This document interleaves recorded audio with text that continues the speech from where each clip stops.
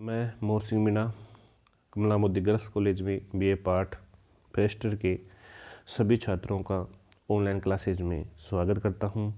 आज हम परवर्ती मौर्य शासक और मौर्य साम्राज्य के पतन के कारणों का अध्ययन करेंगे।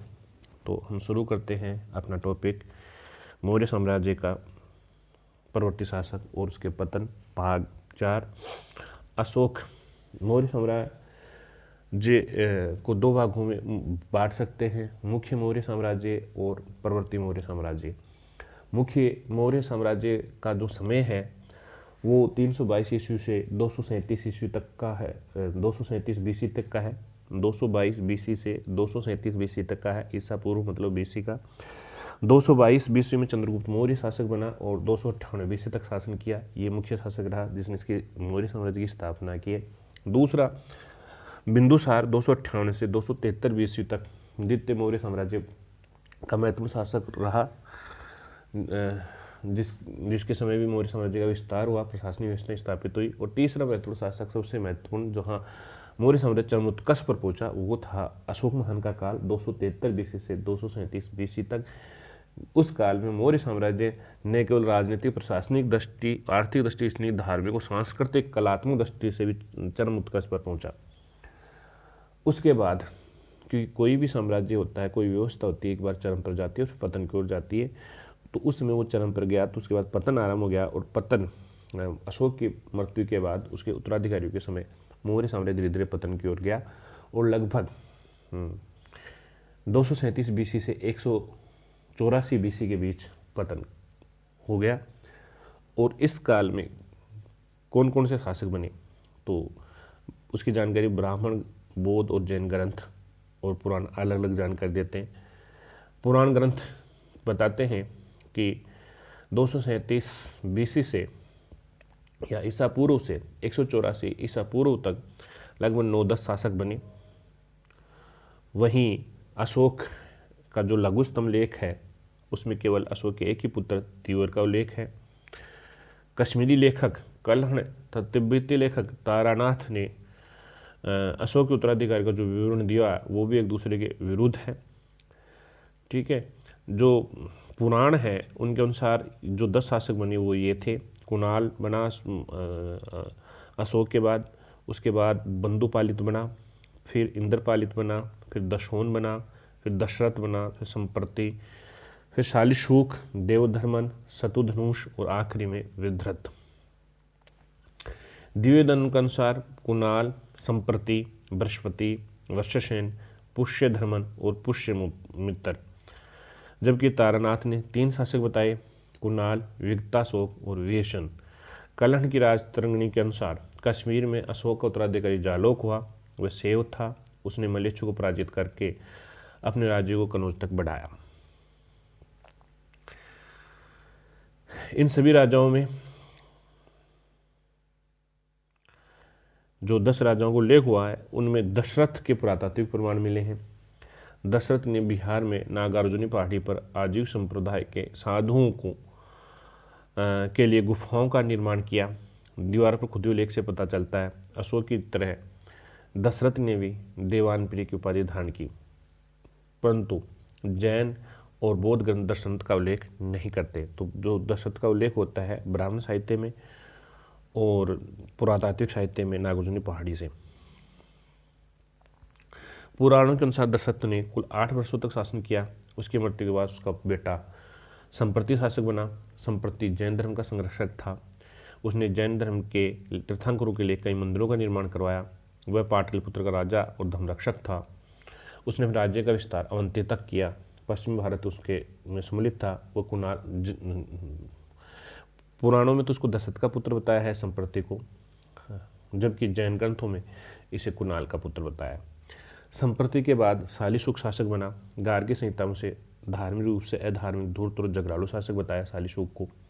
शालिशुक 200 के समय महत्वपूर्ण घटना 206 ईसा पूर्व में यवन नरेश एंटियोकस तृतीय ने हिंदुकुश पर्वत पार कर काबुल घाटी के शासक से उपहार प्राप्त किए। पुराण के अनुसार शालिशुक के बाद देवधर्मन शासक बना। उसके बाद संत सतधनवन और अंत में मौर्य वंश का अंतिम शासक वृद्धरथ शासक बना। जो अंतिम शासक था, बाणभट्ट ने अपने ग्रंथ हरिश्चरित्र में वरदरथ को ही मौर्य वंश का अंतिम राजा माना है। वरदरथ प्रज्ञा दुर्बल बुद्धिहीन शासक था, इसलिए उसके सेनापति पुष्यमित्र शुंग ने उसको मारकर मौर्य वंश का अंत कर दिया और शुंग वंश की स्थापना की। ये था प्रवर्ती मौर्य साम्राज्य।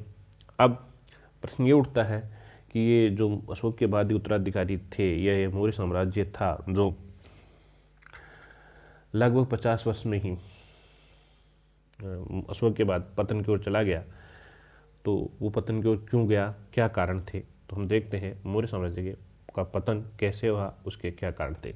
मौर्य साम्राज्य का पतन वरदरथ की मृत्यु के साथ ही हो गया। तो मौर्य साम्राज्य पतन के कई कारण थे, एक कारण नहीं था। पहला तो अयोग्य तथा निर्बल उत्तराधिकारी। अशोक के बाद उसका उत्तराधिकारी ज़्यादा योग्य नहीं हुए जो साम्राज्य को संगठित और व्यवस्थित चला सके, क्योंकि जो मौर्य साम्राज्य था वह केंद्रीकरण पर आधारित था और उसमें योग्य शासक होना आवश्यक था। तो इस कारण भी पतन हो गया। मौर्य साम्राज्य का दूसरा कारण था प्रशासन का अतिशय केंद्रीकरण, क्योंकि मौर्य साम्राज्य में सारी शक्तियाँ शासक के पास थी और शासक पारिवारिक जीवन में भी हस्तक्षेप करता था। राजा अच्छा होता तो प्रजा अच्छी होती, प्रशासन भी अच्छा चलता था। अगर राजा योग्य है तो प्रशासन भी अच्छा नहीं चलता था। तीसरा कारण आर्थिक और सांस्कृतिक असमानताएं, जहां हम देखें गंगा घाटी में व्यापार वाणिज्य ज़्यादा विकास हुआ, समृद्ध क्षेत्र था। उत्तरी दक्षिणी क्षेत्र में अर्थव्यवस्था का विकास अच्छा नहीं हुआ, इसलिए एकता का अभाव था, इसलिए जगह जगह विद्रोह हुए। उससे भी मौर्य साम्राज्य पतन की ओर गया। चौथा कारण प्रांतीय शासक अत्याचार करते हैं थे, जिसका पता हमें चलता है दिव्य विधान ग्रंथ से, जिसमें बताया गया है कि तक्षशिला में जनता ने 2 बार विद्रोह किया। एक बिंदुसार के काल में, तब उसको दबाने के लिए सुसीम फिर अशोक को भेजा। तब अशोक को भेजा तो जनता ने कहा, न हम राजकुमार के विरुद्ध हैं, न राजा के विरुद्ध हैं, हम दुष्ट अमात्यों के खिलाफ है जो हमारा अपमान करता है। इससे पता चलता है कि जो अमात्य थे या प्रांतीय प्रशासक थे वो सही सा शासन नहीं कर रहे थे। इस कारण भी मौर्य साम्राज्य पतन की ओर गया। पांचवा कारण करों की अधिकता। मौर्य साम्राज्य की आर्थिक स्थिति संकटग्रस्त थी, साम्राज्य का बहुत ज़्यादा विस्तार हो गया था और वो पूरा साम्राज्य आर्थिक संपन्न नहीं था, इसलिए साम्राज्य में प्रशासनिक व्यवस्था को चलाने, सेना को चलाने के लिए विशाल कई प्रकार के कर लिए जाते थे। और कई प्रकार के, पतंजलि ने लिखा है कि छोटी छोटी मूर्तियां बनाकर भी बेची जाती, उसे धन उगाया जाता था। अत्यधिक कष्ट से जनता दुखी थी, इसलिए जनता इसके विरुद्ध हो गई। छठा कारण अशोक का उत्तरदायित्व।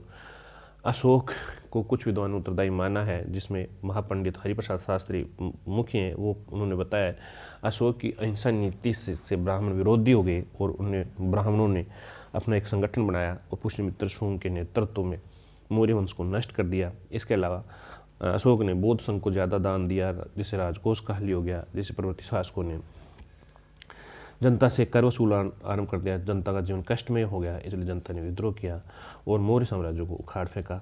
ये था मौर्य साम्राज्य और उसके पतन के कारण। ओके, थैंक यू, धन्यवाद।